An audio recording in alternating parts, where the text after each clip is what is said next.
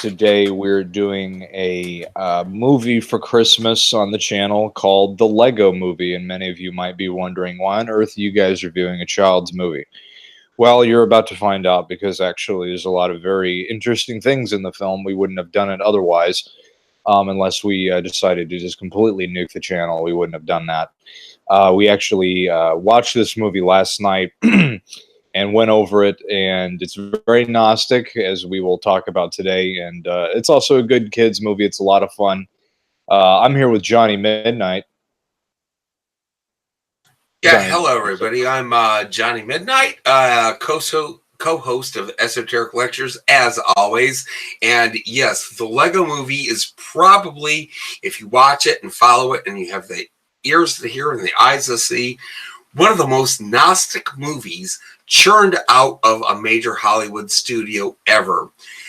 How is that so? Well, you're about to find out. So let's just dive right in, shall we? Of course, it's the Lego Movie, and we were thinking about reviewing this film because Johnny was actually the one that brought it to my attention. I wasn't aware of the fact that there was any kind of Gnostic components or any kind of occultic references in the film itself, and Johnny made it known to me, and we actually watched this movie several months back, and we told ourselves that we would be reviewing this film at some point in time, and today's that time. Yeah, so the Lego Movie, the movie it's actually a very well done movie, even for adults. It is kind of funny, of course. It's it's made for children. It's got, child humor to it, but it's still funny. The film was a very pleasing film to watch. It was very well done. The film itself was directed by Phil Lord and Christopher Miller, which they had done, I think 21 and 22 Jump Street. They were involved in that film. People that you might probably wouldn't have heard of, people I haven't heard of, but they're big in the, Disney filmmaking. And of course they did the Lego Movie, which really, kicked off their world. And, it stars Chris Pratt, and of course Will Ferrell is in it, Elizabeth Banks, Will Arnett, Nick Offerman, Alison Brie, Charles Day, Liam Neeson is in it, and Morgan Freeman is in it. And they all do a really good job in it. And Johnny, why don't you talk about the music? The music is actually composed by none other than the Mark Mothersbaugh, the godfather of the new wave punk band Devo from the 1970s and 80s, who composed the anthemic song Whip It. Well, Mark Mothersbaugh did the main theme song called Everything is Awesome, which is going to run through your head over and over again because it's so catchy. It's supposed to be. It's supposed to be stupid and annoying, and exactly that is what it is. And it was done like that for a reason, to create the corporate climate hood of the environment in which the Lego Movie resides. But this film is great because, especially if you have Gnostic thinking or you're into esoteric studies, it's a great way for you to educate yourself, your son, or your daughter, if you have either of those, into the true nature of reality and what God really is. Yeah, the movie's an animation, of course, Lego animation, and it takes place in many different timelines in terms of where the film is shot. It's animated through a fictional world, and basically it takes place as the main plot of which there is obviously an evil character known as Lord Business. And he basically runs a corporation called the Octan Corporation. And he, wants to develop this super weapon called the Craggle. And I know this sounds very like child, because it is a child movie, but it's very serious, as you'll see. And so, it's a Lego universe, and the animation was very well done. Of course, it's you're not going to get anything less than great with any of these major production companies. Of course, Warner Brothers was the distributor, and the production companies were about 5 of them that were involved in making this film. I mean, what was the budget like? 65 million? Yeah, so the budget listed is 60 to 65 million, but overall, including post production, P&A, and everything else, it was $100 million. And the box office total was 469,100,000. It came back to, so they made a lot of money on this, as it should, because it was a very well done movie. And also, not only that, even though a lot of CGI was used, real Lego bricks were made in the production of this film, so it wasn't completely done in a 3D Studio Max environment. Yeah, and Johnny, would you say that the movie was action drama? I think it was an action drama. I think there was action, there was drama, there was a lot of comedy. Yeah, it's all. Yeah. It's very funny, and I mean, you're also going to get like a lot of like cultural commentary on it and stuff. And if you're a parent to your kids, or you don't have any children, either way, you're going to get a lot of those cultural references. You're going to like rub your chin and roll your eyes and laugh and say, "Oh yeah, I get it," and it's very funny in many ways. And if you're a MGTOW, well. They do talk about hypergamy a lot in it. The plot of the movie is also, where the main center of this movie is really special because of all the references in it. It takes place in a Lego universe, and it's obviously populated by anthropomorphic figures. That would be the Lego people, of course. And the main evil character in the film is Lord Business, and of course he wants to develop this super weapon called Craggle. And of course, for those that we have to make a note, if you haven't seen the movie, we'll spoil it. So I know that people are kind of touchy on that. So if you haven't seen it, go watch it and then come back. But he develops a super weapon called Craggle, which is basically super glue. And the wizard, which is voiced over by Morgan Freeman, attempts to stop him. And of course, Lord Business, the main evil character, he has all these henchmen and helmsmen that we'll mention later, to try to stop the main character, Emmett, who's the main Lego lead in this film. And we also run into the second character, which is the woman who introduces herself as Wild Style and rescues Emmett and believes that he is the special, this kind of almost Christ figure in a way, which we'll get into in a minute. And she tries to basically teams up with him to stop this guy from unleashing the super weapon, which is super glue. And they have a lot of references to other characters in the comics. Of course, Batman is the female, the Wild Style's boyfriend is Batman. So and so basically they try to they go to this hidden realm called Cloud Cuckoo Land. And I know this is like, because for me it's kind of it's like, on Esoteric Lectures here we talk about like all these really serious dark movies and things that are very serious, and then we're reviewing a Lego movie and it's like, oh, they invade this realm called Cloud Cuckoo Land, and I'm trying to hold my composure. But anyways, I mean, it's an attempt basically to invade this realm where they go after the Master Builder, and he's kind of trying to figure out, why is he think he's this, or why is he, and he doesn't believe that he's this special guy that is going to prevent this evil guy from, unleashing a super weapon on the Hall of Legoland. And let's see here. And so basically, that's basically the synopsis of the movie. It's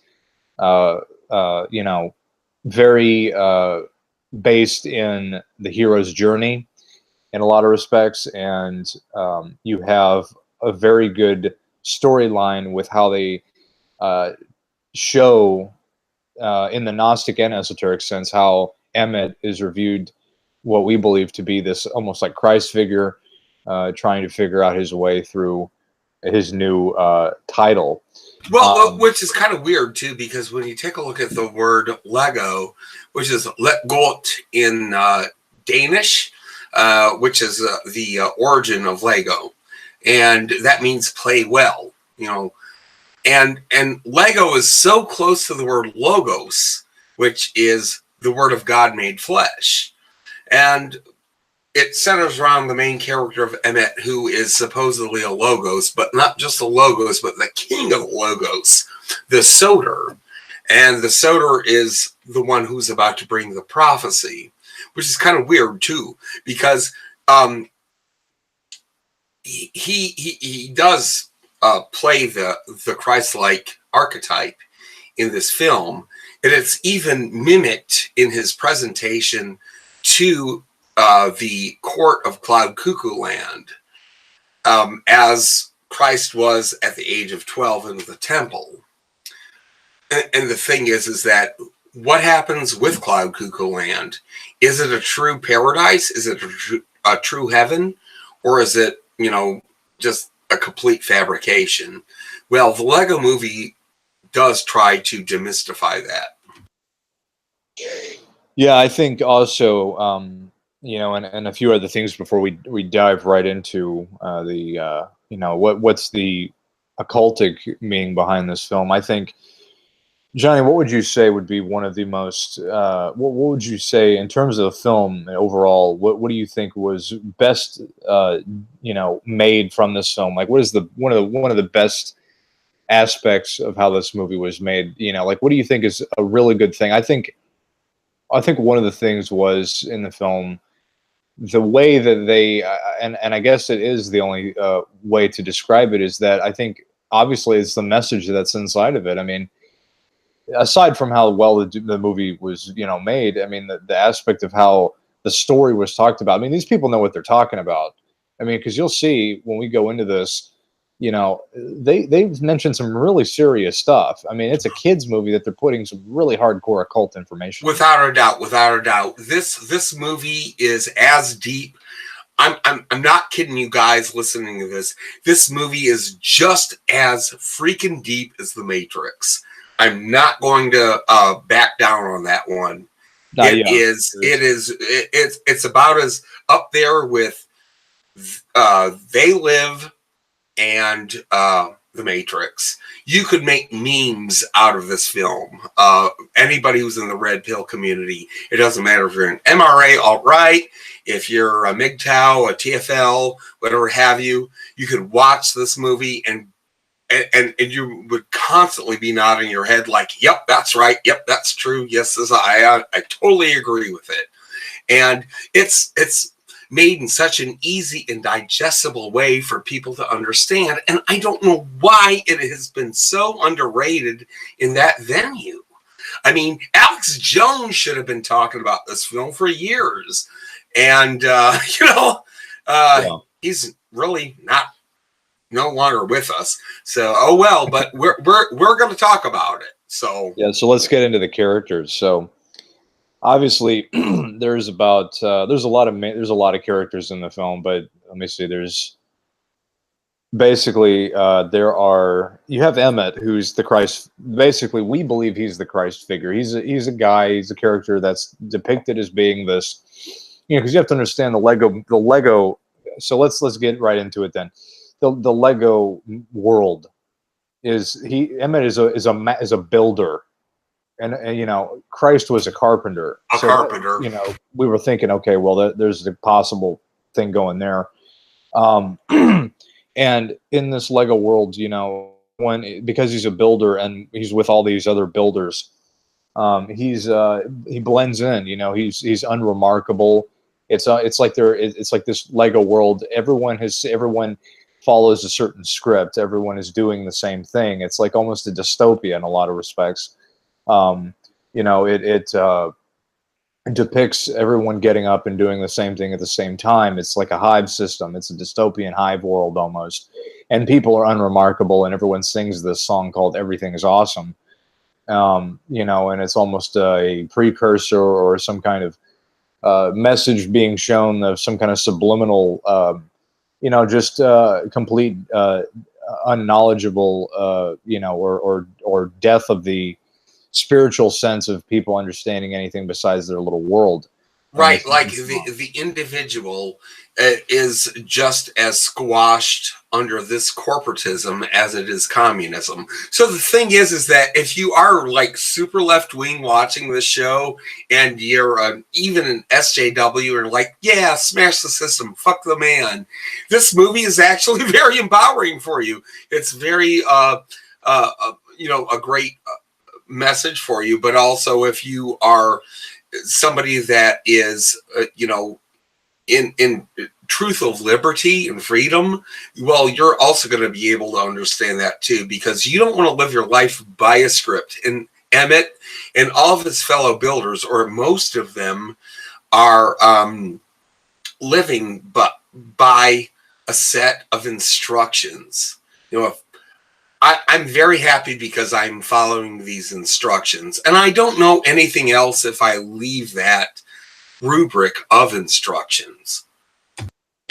And so that's, yeah, so Emmett is kind of like the Christ figure there. He's, you know, he doesn't know that he's this, you know, but Christ did know, I think, or maybe he didn't at the time, but, you know, so that's where it's up to debate. But nonetheless, the actual character itself being portrayed is trying to take on that figure. And then we have Morgan Freeman's character, who's is it Vitavirus? Vitravirus? I think that's... No, I think his name is Vitrium. Vitrium. Okay, so there's a misunderstanding there with the way they mentioned that. But so then you have this almost like a Moses character in a way. He looks like one of those. Or more of an Abraham, yeah, in my opinion. Yeah. And that's voiced over by Morgan Freeman. And this character, he's this guy that runs into Emmett, and he knows about the evil guy, Lord Business, and he's trying to, you know, stop him, and he's understanding the plot, but he fails at his attempt to try to put an end to it. And so he is, like Johnny said, almost an Abrahamic figure, trying to get Emmett to realize that he has this special ability that is very alluring and almost mirroring the Matrix. In the same respect, he is a guy that he doesn't, you know that he is this chosen one, and you know, he goes to meet Emmett and tries to get him to realize it. And then you have President Business, which is Lord Business, the evil character, and that's Will Ferrell voices over him. And of course, President Business is, well, that's Jehovah, and he is the guy that he's the oligarchical aspect of Jehovah. He is the representative of Jehovah, the voice of Jehovah. He would basically be like Sauron, I guess, in the Lord of the Rings. Yeah, and he's the President Business, and so he's you know, the mouthpiece for Jehovah in the Gnostic sense. And of course, he wants to destroy the world, meaning in the occultic sense, he has this thing called the Craggle, which is super glue. And what that is not what that's trying to allure to occultically, is that he wants to end the cycle to begin a new one. And at the end of the movie, we will discuss, you know, what that exactly means and how that all ties in. The basic premise and the denouement, the final climax of this film, is the passage of the age of Pisces into the age of Aquarius. And they shove it right in your face if you have any Gnostic, you know, training or learning. So yeah, that's Lord Business. You know, he wants to end that. He wants to basically put a end to the cycle and start a new one to keep the system going. And you know, the whole aspect of the movie is that you know, he wants to run and control everything, just like we've talked about before, Jehovah. So, you know, and one of the main scenes that talks about this is, of course, when we have all of these builders. You know, in the movie, they're all building this thing. The whole entire world is building up this city, and then they blow it up at the very end after they sing this song. It's like an explosion. It's a climax. They blow it up, and you know, they you know, blow the whole city up, and you see all these fireworks and everything, and that's a representation of the end of the cycle of what happens, in the world or in the universe, however you want to look at it. And then what happens is they all, in the scene, they all go back and they said, okay, I'll see you tomorrow, because the way that, the system works is that it runs its cycle, and then it blows up, and then it starts again. And it keeps going that way. And that specific scene of them all building up this, Lego world and then blowing it up again is illustrating that. It's the end of a cycle. It is the end of a cycle, and then they go back and they do the whole thing all over again. Because as in the Gnostics we've talked about, is the sense that it is a realm of infinity or chaos. Blow it up, order and chaos, building and destruction, and that is how energy is created in the way that occultically is depicted in the universe. Order and chaos, destruction in the beginning. So let's try to break this down a little bit. So basically, the aspect of how the system works is that it's a broken system, in the sense that it is constantly in a state of entropy, meaning that it's disorganized. And in order for you to generate energy for the system, you have to build it to generate the energy, and then you destroy it to keep it going, because you can't have the order unless you cause chaos. That's at least how they run the system. In order for you to first of all generate the energy required to keep a system like this going, you have to build. You have to generate people to be involved in the system itself. You have to have people willing to go out there and spend their energy for things, to keep the cycle going. And after that's done, you have to keep it going. And the only way you can keep it going, you might think, well, why don't you just keep the system going and make it generate? Well, because they can't have control unless they cause chaos. And because we're also taking a look in this film as how the system of order, as presented by Lord Business via the Will Ferrell's character, who is Jehovah, or also the man upstairs, passes the torch to his progeny, who is Lilith. Lilith is the embodiment of chaos. And you're going to find that out at the end of the film, as Will Ferrell and his spawn, this androgynous boy-girl thing, have a banter about the status of Legoland. Should it remain the way it is under order via the Lord Business, or should we have a free-for-all? And eventually we find out Will Ferrell, Jehovah, relents to Lilith. Also, in the beginning of the movie, you see a kind of a reference almost to the Ark of the Covenant in a lot of ways, because the main character, Lord Business, wants to find this Craggle, and then he takes this Ark. It looks like the Ark of the Covenant, and it's all being transported by, legions, which are demons, and they're all like robotic, red-eyed evil guys. And it's also almost in reference to Dune, where if anybody's ever seen, we got to go over that movie, but that's gonna be a serious one. Oh yeah. In the movie Dune, there is a character. What was the name of the Archon, Johnny, in the big tank? The Navigator. The Navigator, and it's the same reference to all these guys wearing black. And because in the movie, the guys that are transporting this Ark, it's like they're carrying the Navigator, but it's actually the cap of the super glue. That's what it is, Pretty much, yeah. And they're like transporting this thing, and it's almost like a reference to the Ark of the Covenant in a lot of respects, and almost an allure to Dune too. So there's a lot of very interesting things that are kind of referenced here. Um, Johnny, also we had that scene, remember, where uh, they were talking about all the different universes. Why don't you talk a little bit about that, about the multiverse?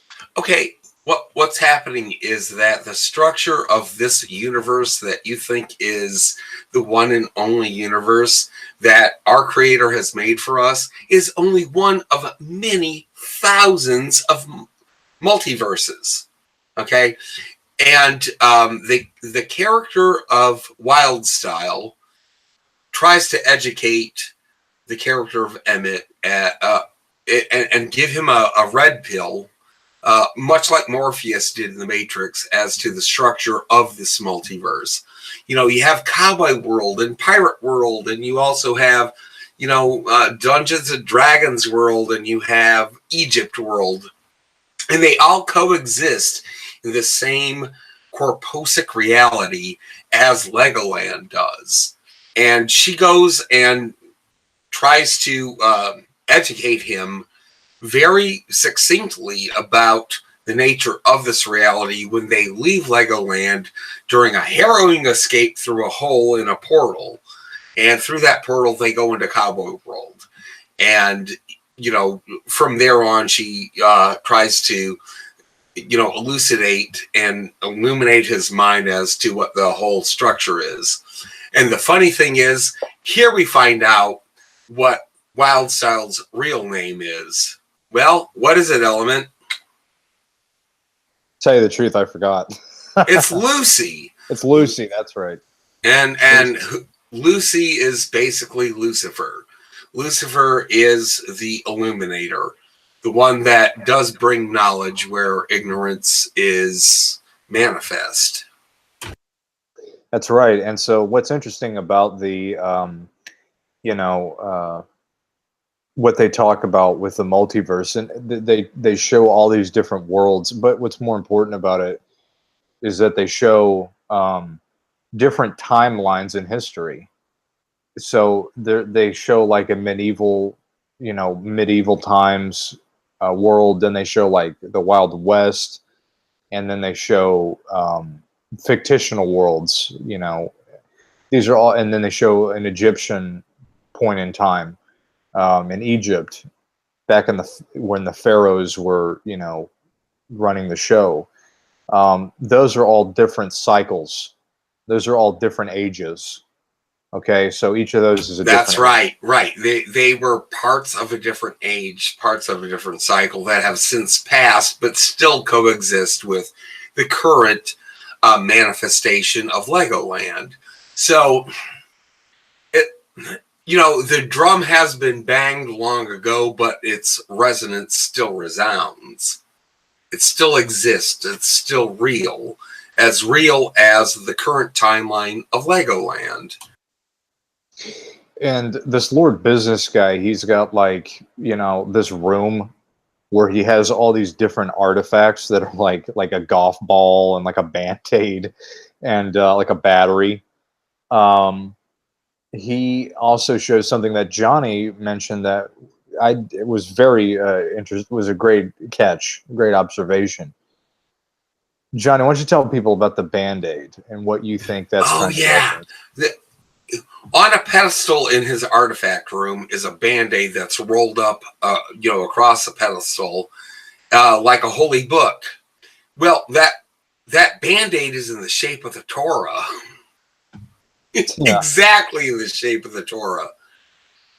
Yeah, and he said, and he keeps mentioning this Band-Aid and how painful it is and stuff, and it goes into all of that stuff, and so I'm telling you guys, this movie is like loaded with stuff. You think it's just a kids movie. It's a kids movie with some really serious stuff in it. I mean, they're mentioning a lot of really serious occultic references to, to this stuff. But, in that scene, he also goes in and he's talking about, he brings out the super glue and he demonstrates it on Liam Neeson's character, the cop.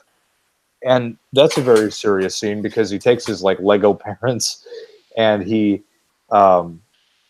he shoots super glue at them, and they can't move. And is that they're stuck in time. That's why this thing is so dangerous, because they're stuck and they can't move. But that's a reference to being stuck in time. They're frozen in time and they can't move. And you will see later why that is, with why this weapon is alluring to something else. And in the cowboy sequence of the film, where Emmett and the rest of the crew go to this cowboy world after breaking through from the Lego world, there is a scene in that film where Emmett's like getting chased by the cops because of the fact that he's got the cap of the super glue glued to his back, and that's like the thing that's going to save the world, is this cap to put the super glue back on the glue. But he lands, and this is another thing that we were trying to figure out in terms of what this character is trying to be portrayed as, is that he lands into a field full of pigs. And if anybody knows about the reference to the Bible where Jesus cast out the pigs, or the demons into the pigs, and then they show him being surrounded by pigs, and you might think, well, it's just pigs, who cares? Yeah, but if you understand the aspects of which the film is trying to portray, you would understand that that's a very indicative scene there of what that is. Yeah, I mean, why would they choose that animal? Yeah, exactly. So, that was a very interesting thing to happen there. And then what happens is they go to Cloud Cuckoo Land, which is, of course, this. They show the one eye symbolism too in this Cloud Cuckoo Land, which is why it's not a wonderful place to be. He's in a dream state. He's in a fictional world that's going on inside his mind. That's why it's in the cloud. It's in the head. It's in the mind. And they go to this Cloud Cuckoo Land where everything is all fuzzy rainbows and La La Land stuff. And they go there, and then they meet all these other fictional characters. You got Superman, you have Green Lantern, you have Batman, you have Wonder Woman, you have Shakespeare. Yeah. And what I was talking about with Johnny is I was thinking to myself, why are these characters being shown here? Well, it's interesting because they're in Cloud Cuckoo Land, which means it's Cloud Cuckoo Land is insanity. A cuckoo, it's what people say when you say, oh, that person's cuckoo. It's because you're crazy. It's insanity. It's not just insanity, though. It's also a false heaven, a construct. It's as false as we will learn that the Morgan Freeman character, the Abrahamic character, is as well. This is not paradise. It's almost like Cloud Cuckoo Land was like the White Room in the Matrix. It's a place where, like, it's a fictional state. But it got me thinking, these are all characters or figures or, fictional characters that, in the world have been talked about. And they're in this Cloud Cuckoo Land. So it got me thinking, this is all stuff that's been generated through our minds. They're imaginary figures in time, But Emmett goes and meets all these people, and then he gets, Johnny, why don't you talk about that? He meets with all these people, and then he's like in the court, what you were talking about with the Christ figure. Right. Here, like the Christ figure, he presents himself to the court as the special, or also as what Christ would say, I am the Savior. Unlike the 12-year-old Christ in the temple, Emmett admits to everybody in the court that he is not special, that he's unimaginative, that he's not strong, that he has no special abilities. As a matter of fact, he's anything but special. And from here, the court of this false heaven begins to lose faith in him. Yeah, and they all basically throw him out, very much like the Money Changers. Exactly. So, again, it's another foreshadowing, I guess, if that's the right term, for this Christ figure. It's like, basically Emmett's, showing the fact that he's, or at least is trying to portray that he's some sort of Jesus. And now we get into the part where it's basically full out Matrix, where Lord Business now at this point has, he realizes who Emmett is now. He's trying to go after this guy, and he wants to stop it. I think maybe he didn't realize who he was at that point. I think regardless, yes, he does, because they trap him.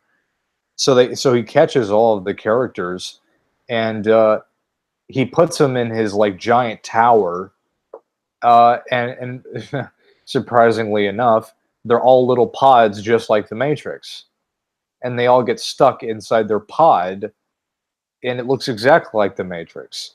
And everyone has their pod, and then it pans up to see a giant entire skyscraper, or a giant entire place full of these little pods that people and little Lego people are stuck into. And then they hook them up to this, machine that's torturing them, which is extracting their energy, basically. And again, in Lord Business's artifact room, he's got the 9-volt battery. And I mean, that's another, that's talking about how what's being said there is that people are batteries for the machine to keep the system going. And that is being shown there in the scene where they get trapped into their pods.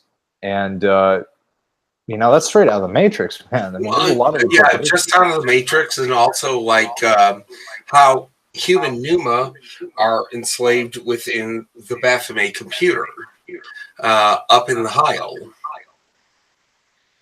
Yeah, absolutely. I mean, the whole thing there is very occultic, and they put it in there perfectly. And so at this point, they break free of this place, and they have to develop this way to, and I forgot what exactly in the specific plot of that area of the film, what they were trying to do, but they had to create a spaceship, and in that spaceship, they had to use something to power it, and what they used to power it was something called a hyperdrive. And Johnny, you mentioned something about that is an allegory to what happened in 1945. Yeah, exactly. They were talking about trying to invade the Heil, and in order to breach the stereoma, that is the physical manifestation that is the border between the Corposa and the Heil, there has to be a source of energy in order to pierce that veil and thus interact with the Heil. Yeah, very interesting there. I mean, whoever made that scene put that in there knew what they were talking about, because that was a very interesting scene. And so they finally get to the place where Lord Business is at, and below Lord Business's below his building, his place where all these pods are being stored, right below it is the abyss. Like, they show a giant vortex, a black hole spinning right below his, where everyone is being kept in their little pods, and where his main corporation is at. And what's interesting about that is, on the Kabbalistic tree, when you look at it, there's a little blank missing spot. It's called Diath. I think that's the abyss. And above that is where Lord Business is at. And at the very top, you have the Kether, which is apparently God. That's where God exists on a tree of life. But the question is, which God? Which are they referring to? Right, exactly. I mean, we have Jehovah, the creator, and we also have the monad, the true designer. So, I mean, when you take a look at the history of Lego, you get to find out that Will Ferrell is the creator of Legoland, and he's also the controller, the puppet master of Lord Business, who is controlling Legoland. But Will Ferrell will, divulge at the end of the film that he did not create Legoland himself. He was not the main designer for it. The actual real designer for it, and it's not mentioned in the film, is Ole Christensen, a Danish carpenter, believe it or not, who created the Legoland toy and the complete system of Legoland. And to that, Will Ferrell, that character, has to owe his allegiance and his knowledge, his gnosis, to Ole Christensen, who would be the unsaid monad in this film. I mean, when I watched this movie and I was trying, when we were breaking this film down, trying to, watch this, I was just blown away by how much was actually being illustrated here. I mean, they put this is why Johnny and I, and what we do here at Esoteric Lectures, we review these films, because if you have the ability to understand occult knowledge, which we're trying our best to try to,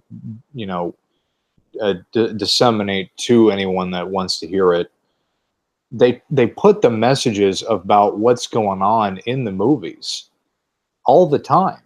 And you must ask yourself, why is that? Well, there's many reasons and many possibilities, which I won't get into, for that. I mean, we could come up with endless, but it doesn't matter what, it matters what is being told.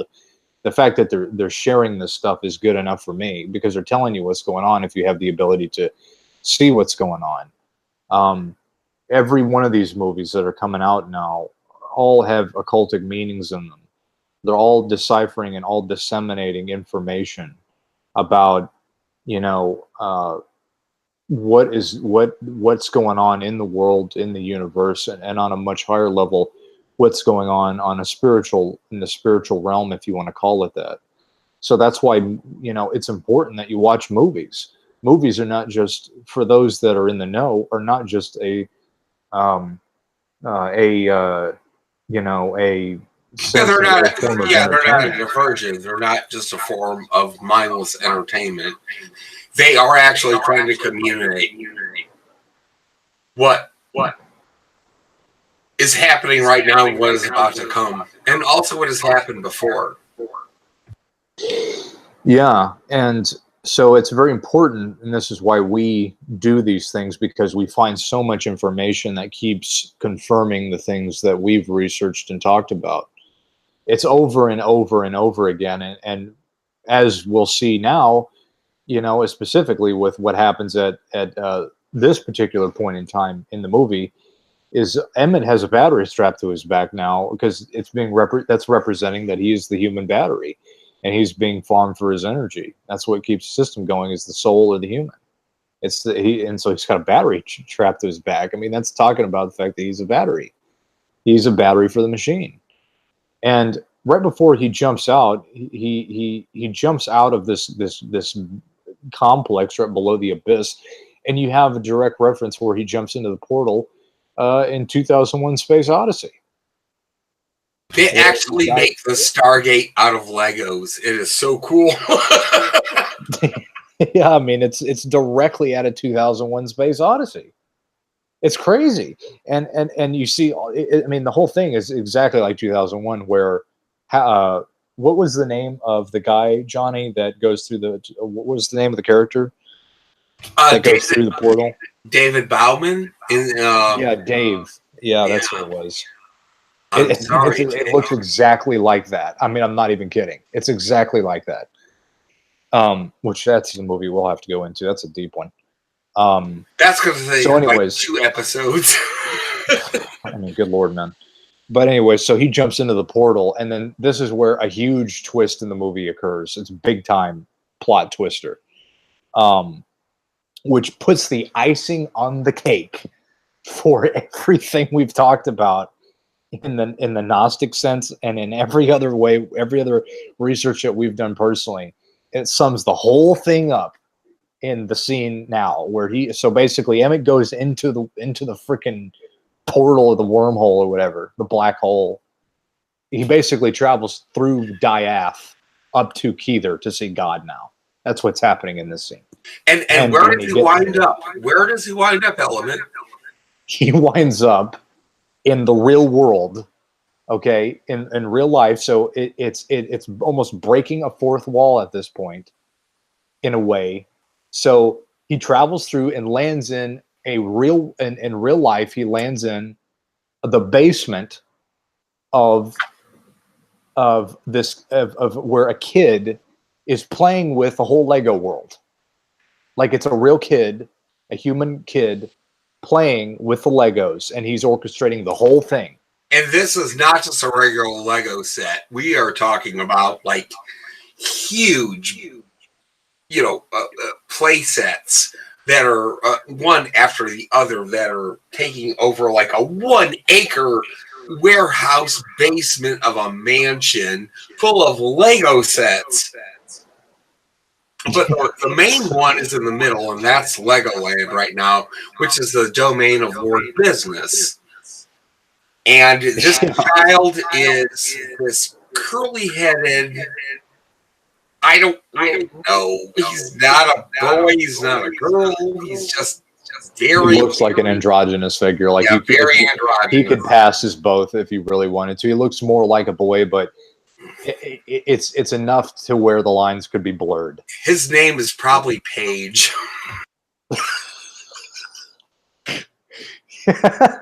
Yeah.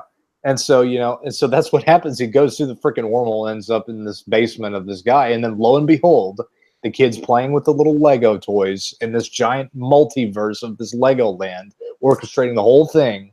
And guess who comes down the staircase? It's fucking Will Ferrell. The man upstairs. Comes down the staircase. He descends into the basement, okay, literally through the ladder, and goes down and sees the kid messing with the Legos. And Will Ferrell, his character, he actually is Will Ferrell. It's him. He's coming down the stairs, and he sees the kid playing with the Legos, and he goes, "What are you doing with my Legos?" Apparently, and what's being shown there is Will Ferrell's like this. He's an architect. I think he literally is an architect, I guess. He has all these plots. Day job, yeah. Yeah, because he has everything set up, and just like an architect would make little, things. And that reminds me, Johnny, of that movie Hereditary, where that woman's building those designs of the buildings. Right. He's probably an architect, whatever. Yeah. But so he descends down the staircase and sees the kid playing with the Legos, and Emmett's sitting there like, and they refer to in the movie, they refer to it as the man upstairs. This figure that all the Lego people talk about, they refer to. No one's ever seen the man upstairs. Well, they're talking about Jehovah Man. They're talking about the guy that's the architect of the whole system, and no one's ever seen him. But now Emmett sees him as he goes through the wormhole, and that's very indicative of 2001: Space Odyssey. Same thing. He goes up there, but he doesn't see the man upstairs. Maybe he does. That movie's deep. Anyways, getting off track there. But Will Ferrell comes down, and so. What ensues is he's like, this isn't a toy. Everything has to be perfect. Everything has to have an order. And the kid messed all it up. Because what's being shown there is Lilith is chaos and Jehovah is order. Okay? Again, order out of chaos in the beginning of the scene where they blow up the whole Lego land and they build it up because that's Jehovah. That's his part of the system. He builds up the system. Lilith gets passed the torch and destroys the system. It's like a marriage. It's a marriage between the man wants order and the woman wants chaos. That's the whole system on a high level. He's the positive, she's the negative. It's an energetical formula about how the whole thing works, of destruction and chaos and order and chaos and destruction and chaos and order and chaos, positive, negative, energy constantly back and forth. And so, Johnny, I'll let you. So what you were saying is that you believe this is Lilith, and I believe you now. I see that perfectly now because of how, the battle between the two are working. Okay. I'm going to break it down really quick. Jehovah created Lilith. Lilith is not born of the Pleroma, although Jehovah is. Jehovah got to go upstairs. Lilith lives downstairs. She resides in the Heil and always has. And we see that too in this film. You know, the boy did not come from upstairs, but Jehovah did. Will Ferrell comes from upstairs, downstairs, and they have a giant banter about, you know, changing this world. So, how do they change the world? Well, that's a great question. Eventually, the character of Lilith, this child, has the character of Emmett convince Lord Business to take his hand and come to grips with him, to understand him. And within that meeting of that understanding, Lord Business has frozen this Legoland world with the Craggle, the super glue, into frozen order. Well, the only way that he can reverse that is through the power of Jehovah. But only Jehovah will listen to the voice of Lilith. And the voice of Lilith understands the character of Emmett. And the character of Emmett says, you know, let's make a deal. And Lord Business is all about deals. Finally, what happens is the character of Will Ferrell takes a Lego vessel of this spirits of wintergreen, you know, and decides to sprinkle the entire domain that he had frozen with it, like a paint thinner. And this is actually biblical. In the Gospel of Luke 22:10 and Mark 14:13, it's repeated twice about the changing of an age from the age of Pisces into the age of Aquarius. And I'm going to quote this from the Aramaic Bible in plain English. And I translate, and he said to them, behold, when you enter the city, aka Legoland, you shall meet a man who bears a jug of water. You go after him. And Element, what happens? Well, what happens is basically, and I want to jump back just a little bit, where what happens during that sequence where he's in the basement, he's going to put everything back together again with the super glue. That's the Craggle. And what I believe the super glue is, it's a nuclear energy. It's a nuclear component of some sorts. And whatever that is, it's causing things to be held together. I think it's possibly maybe the God particle. The God particle of what holds the fabric of the universe. It's whatever Jehovah's using to keep things.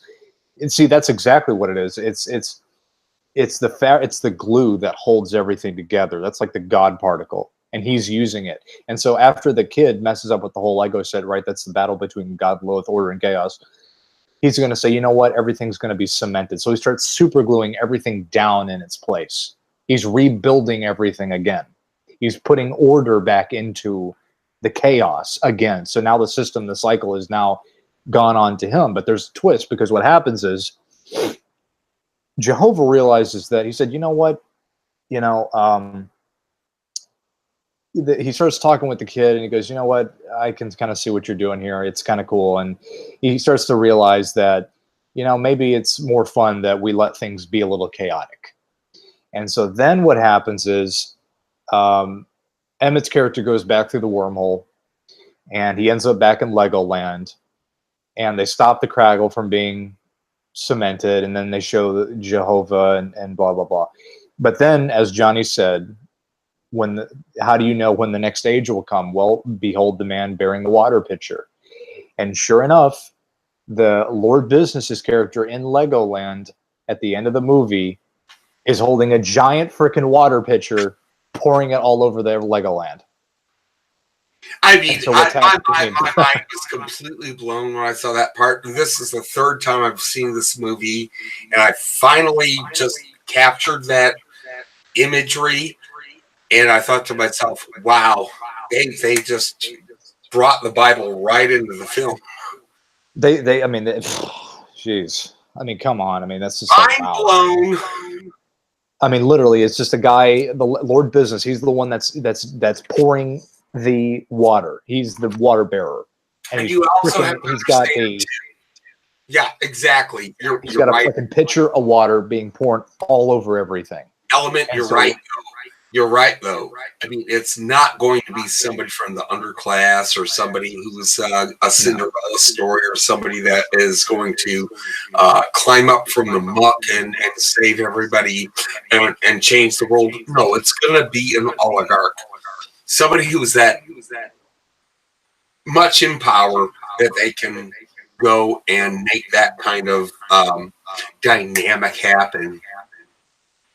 They have that kind of knowledge, they have that kind of gnosis, they have that kind of ability to make an age change. That will be the man with the water pitcher.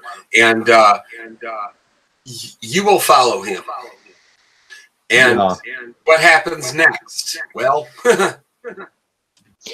well, what happens at that point is, it's the end of the cycle. And now what's being illustrated there in that scene after the water pitcher and in this scene specifically, Will Ferrell's character and the kid are now playing in mutual with, the characters. He said, you know what, I'm not going to super glue everything down. Because what's being shown there is the best way I can describe this and why this is the case is because if you watch the movie Austin Powers, there's a scene in that movie where, Dr. Evil and Scotty, his son, he goes, yeah, and Dr. Evil has captured Austin Powers and his girlfriend or whatever, his accomplice. And Scotty goes, why don't you just kill them? They're trapped. And he goes, Scott, you just don't understand. Like, you just don't get it. It's because he has to keep Austin Powers alive in order for him to keep having a job. There has to be chaos in order for there to be order, and there has to be order in order for there to be chaos. And that's why that scene shows them both playing together, because they're both in compact. They both realize that this is the system. They know that. They know that once he cements everything, he said that's why he didn't, because there has to be chaos represented as the kid messing up the Legoland, messing up the order that Jehovah set. And Jehovah's playing with the kid because he's allowing the chaos to happen. And in the age of Aquarius, we believe that's going to be the age of chaos. That's going to be the end of the cycle. The Kali Yuga, exactly. Yeah.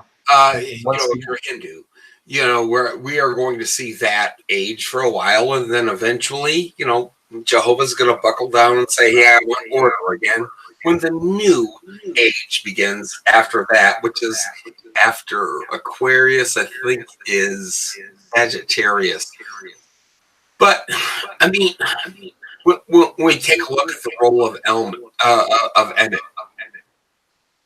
he didn't really do a whole lot of anything. He was only able to convince the aspect of Jehovah, that being Lord Business, to take a look at a new possible age. So it's not the Jesus or the Yeshua that we know from 2000 X number of years ago. We're looking at a new Soter, a new word of God that is able to define this kind of message to usher in the age of Lilith. And also, I want to mention something that in that scene where the kid's playing with the Jehovah's character, Will Ferrell is also holding the water pitcher. So what's being shown there also is that Jehovah is also in charge of bringing the new age. That's right. But he's holding the water pitcher, pouring mineral spirits all over all the super glue. He's unbinding the system. He's destroying it. He's destroying it so that he can rebuild it. You see, it's a refashioning. It's a resmithing. It's the system keeping going, order and chaos, like I was mentioning. Yeah, but he's also holding the water pitcher. Legoland will never end. No, it won't. And at the very end of the title credits, you see everything, all these different compartments of all these different universes. What that is being shown there is all of the different cycles that have happened in our history. Every time the system has been built and destroyed over and over again. Those are all those different compartments. And there might be, and as a multiverse, there's tons going on. But with our particular one, maybe our universe, or maybe it's the whole entire spectrum of existence will be destroyed and brought anew. Maybe it's just our world. Maybe it's the whole entire thing. But when it shows all those different compartments, those are all different cycles that have been built and destroyed, just like at the beginning of the movie and the end of it. And in that end sequence, they're all trapped into little Legoland cubes. It's really scary. Yeah, you know, it's compartmentalization. It's fractal, and as the Lego show, it is a fractal universe, meaning that there's multi-universes going on. There's multi-different systems in the works, and it keeps shattering itself because the thing keeps getting destroyed. So every time you destroy a mirror, it keeps getting more and more fractured, and it's a fractal system. It just keeps shattering and shattering and shattering and shattering. And there's no conclusion. There's no putting all the pieces together. And that's why he keeps destroying it, because it keeps fracturing. It keeps creating different ways to generate energy. You have to draw out every little bit of energy. And so that scene right there. Yeah, go ahead. Well, that also really hits the nail on the head. No matter how much you know, no matter how much wisdom you have, no matter how much knowledge you have, and what you do, I hate to be a big downer on this, but it takes the man upstairs and his Archons to be the ones who are eventually going to be able to create that change. And if you're very lucky, and if you have that gnosis, you'd be able to convince them to do it. And that's exactly what this movie is trying to illustrate to people. It's really sad to me in a way. I think that the film has a lot of false hope. And I mean, from a Gnostic sense, from a Gnostic sense, you have to realize that would Emmett eventually be able to just finally die and ascend from this and get to go upstairs? And you look at this, you think to yourself, probably not. Well, Johnny, this is something I've thought about too. I mean, what is the nature of? I mean, and this is a great way to end this and end this, review. Is that sure? What is the nature of us being here? Why are we really here? Are we here because we were put here? Are we here because we were created here? Are we here because we did something? Here's a question that I'll bring up to everyone on a final note here. Why is it that in the Bible it asks people you have to ask God for mercy? Why is that? Why do you have to ask God for mercy for it? Well, it seems to me that asking for mercy is in a way asking for forgiveness for something you did wrong. That's a question that it's like you've been charged with something. You've been sentenced with something. So you're asking for mercy. You're asking for forgiveness for something you did. You see, that's where the lines get blurred. That's where I don't yet understand what the meaning behind, what that is. I mean, you look at all these movies that depict, like, what was that? I forgot the name of that. Oh, it was Minority Report. Everyone that had done and did a crime got stuck in infinity. They got stuck in.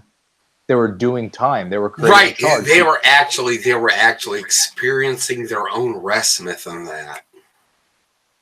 That's just something I just thought of. That's an interesting aspect. You don't get to be reborn again ignorant.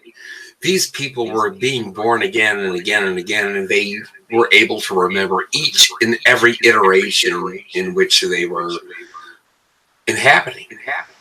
Yeah, I mean, in the movie Minority Report, they committed a crime, and they were forced to sit in that realm inside their mind and replay that day over and over and over and over again. I mean, what kind of world do we live in? It's a cycle of infinity. The same thing with the pods. They're forced to live the same thing. So, I don't know, man. Just throwing that out there. Just an idea. But anyways, I think the movie was great. Very, very depicting a lot of very, especially the water pitcher. I think that's the climax of the movie, and Jehovah in the basement. I mean, that's like the top of it. Yeah, that was like a punch in the face. Yeah, I mean...